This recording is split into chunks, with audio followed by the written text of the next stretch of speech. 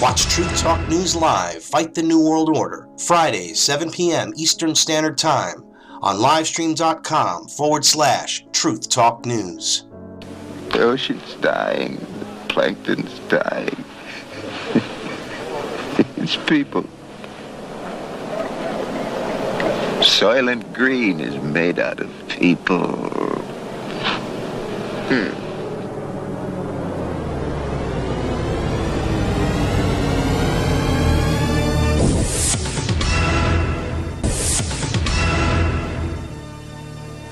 So Soylent Green is people.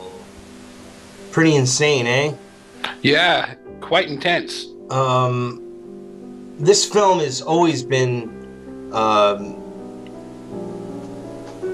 I've seen it so many times. A little background, I went to Queens College Film School, and I studied film and never saw what I know to be the Illuminati symbolisms, the many predictive programming elements. How I could miss it just shows how absolutely powerful the mind control, I mean, what else can you call it, Chris, but mind control that we're under here as a nation, right? I mean, I went to study film, and until I was 38 years old, which was like 20 years, well, almost 20 years after I got out of school, to wake up and then look at films, I see them in such a different way. So we should talk about this film. I'm going to show some images from it. There's that opening image. Did you see that? The opening image is that old picture with the eye.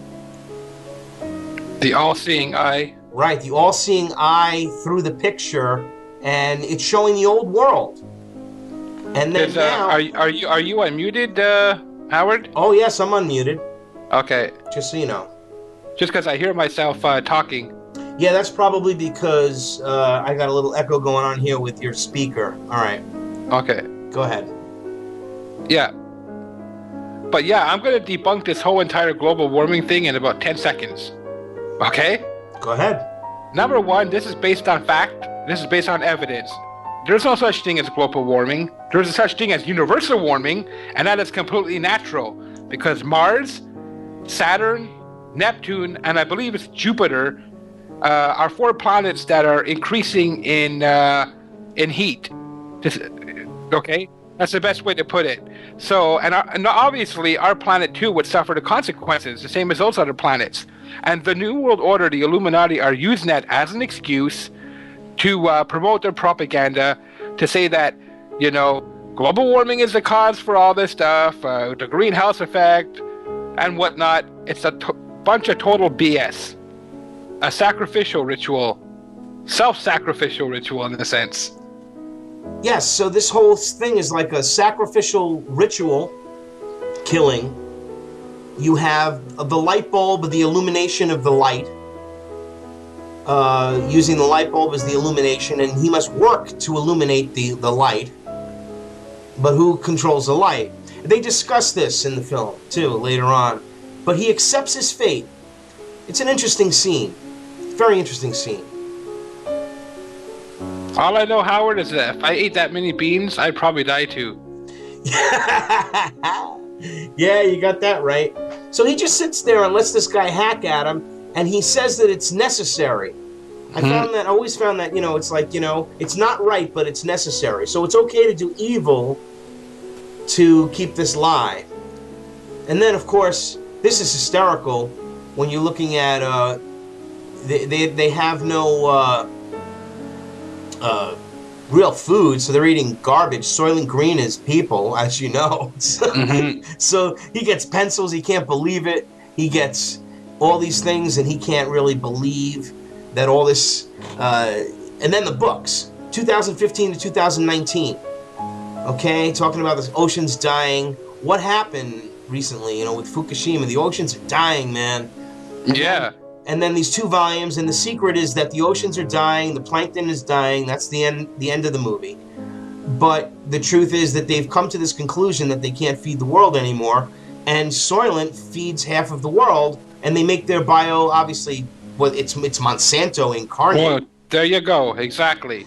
You know, and they're depriving, and all these people are being deprived, the collectivists. But meanwhile, on the high end of the scale, they have those bitches in that room, man, doing tarot cards, right? You know, that's coming up soon too. Well, but like, to discuss this, what do you think about this? Because we're watching the scene. They're like relishing over horrible looking vegetable that you wouldn't buy on, you know, if you were really hungry, even crappy beef. But they're freaking, you can't believe it.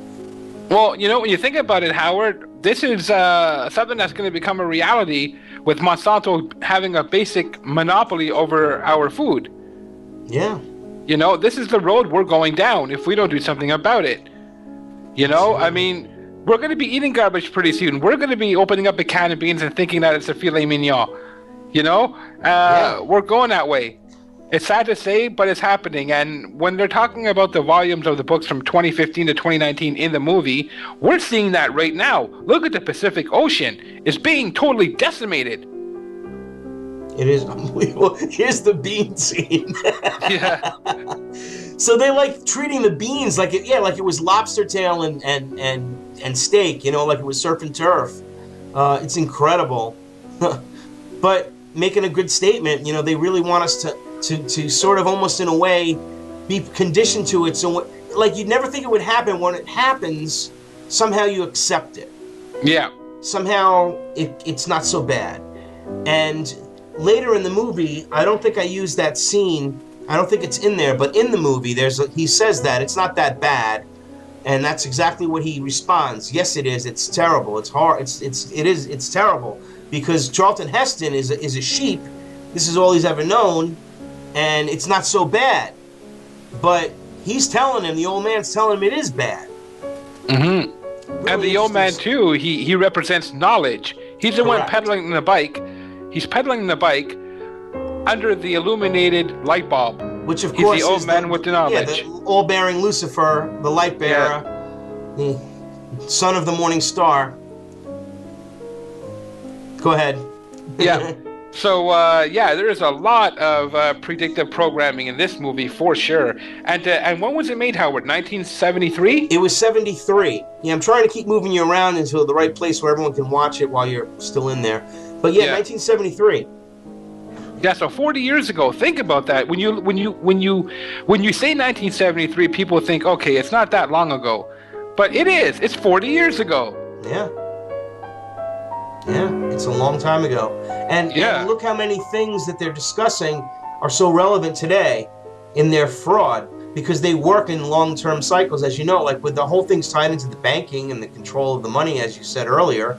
So certainly, people don't understand. They think in 100 years, 50 years, nothing. They say my grandchildren will see the fruition of the New World Order. That's how they think. Here's that scene. Oh, here's the scene with the tarot cards. So they're using this whole New Age religion, you know, to take away God. Like we say, we know there's an attack against God and anything that's good, really. Mm-hmm. And then, of course, in contrast, this woman's screaming over like she got shorted on Soylent Green, which is disgusting human people. So then they have the battle between the police state, which was never even been considered possible, right, in 1973. Well, exactly. But now you never think. Yeah. You know, I bet when this movie aired way back then, and they saw the police in what would be depicted as military gear for this movie back in the 70s, due to, you know, the side effects, if you will, special effects. But people would be like, "There's no way this is ever going to happen." You know, here, right? You know, right? What people have just seen is a guy with a megaphone. Is that Alex Jones, by the way? You gotta wonder, right? That's funny. Yeah. And then the welfare thing here, she's getting the welfare. The most important thing, one of the most important things one of the most important things that I've noticed about this film was during the riot and the police state, if you will, in the film, is the ELF trucks that we've seen go by. Those weren't even around. Like, the concept of that, to think about that 40 years ago. Yeah. Well, we know their technology is 100 years ahead of what we know. So, you know, they give it into the movies. They call it science fiction. Yeah, indeed. They really do. And then this chick, she's furniture. She comes with the apartment. Well, lucky That's Charlton the story. Heston. So the guy goes in there. He's telling her what he likes, and he's like wonders if she's fun and stuff. So Yep. she's just basically a prostitute. She's a maid and a prostitute. And she's furniture. She goes part of the apartment. And there he is, the guy. He's over there, and he's saying, you know, tells you like he likes to sleep late and have a big breakfast and all this shit. So it's pretty unbelievable when you really break it down. You know, the whole storyline is just about a dystopian future where the people get anything that they want at the top, and everybody else is pretty much a slave. Well, if that is ascension, I want no part of it. Yeah, exactly.